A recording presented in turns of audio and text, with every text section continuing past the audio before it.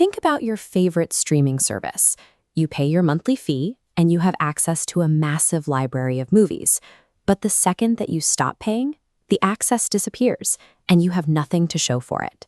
That exact same logic applies to the new wave of weight loss medications known as GLP-1s. These drugs, like Wegovy and Ozempic, mimic a hormone in your brain to regulate appetite. They keep you full, but only as long as the medication is in your system. This chart shows what happens to body weight over time. During the active treatment phase, the line drops steadily. But look at what happens the moment the medication ends. The line shoots right back up. Clinical trials show that patients regain up to 2/3 of their lost weight within a year of stopping. Because stopping the medication reverses your progress, the costs compound over time. At a retail price of about $1,000 a month, a 35-year-old patient will spend nearly $250,000 on this medication over the next 30 years. Managing this massive, decades-long expense requires navigating a marketplace currently filled with cheap, unregulated alternatives. Starting a GLP-1 is a permanent financial and biological contract. Fortunately, the official FDA-approved pathways offer a few different ways to manage this commitment. These options are divided primarily into weekly injections and daily pills. The injectable tier, which includes medications like Zepbound, has a strong track record.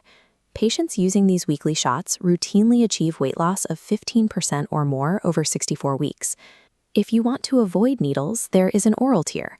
Recent studies demonstrate that taking a high-dose 50 mg daily pill of semaglutide produces comparable results, helping patients lose over 15% of their body weight. Choosing between a pill and a shot depends on your specific lifestyle.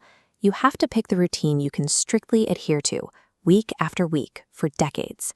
Astronomical costs have driven many desperate patients toward compounded GLP-1 copies sold online. These pharmacies use the cover of a drug shortage to market cheaper, unapproved versions of these medications. The FDA issued a safety alert regarding compounded copies. Official medications use a pre-measured auto-injector pen, but compounded versions require manually drawing liquid into a standard syringe. Confusing the units has led patients to inject 20 times the prescribed dose, resulting in hospitalization. These unregulated copies carry secondary risks. Regulators have found compounders using unapproved salt forms of the molecule, shipping vials without refrigeration, and selling counterfeit liquids that contain no actual medication. This unregulated market is now facing a shutdown. In early 2025, the FDA officially declared that the national shortage of semaglutide was resolved. When a drug is no longer on the official shortage list, the law restricts pharmacies from mass-producing direct copies of it. Compounded GLP-1s are a medically dangerous gamble now that the legal loophole for their production is closing. Affording safe, official medications in 2026 requires navigating the insurance system. Employer plans now enforce strict rules, requiring detailed prior authorizations and step therapy, which means you must prove that lower-cost weight loss methods were unsuccessful first. A new pathway exists for older adults. The Medicare Balance Model, a federal demonstration program, can drop the monthly cost to $50. If your insurance denies coverage, pharmaceutical manufacturers offer savings programs directly to patients. These programs reduce list prices to manageable monthly fees for those who qualify. Securing coverage requires proving clinical necessity and working with your healthcare provider to navigate your specific policy. Approaching this lifelong commitment requires a clear, actionable strategy. First, consult with a licensed doctor to determine your medical history. Second, verify your insurance company's specific rules for 2026.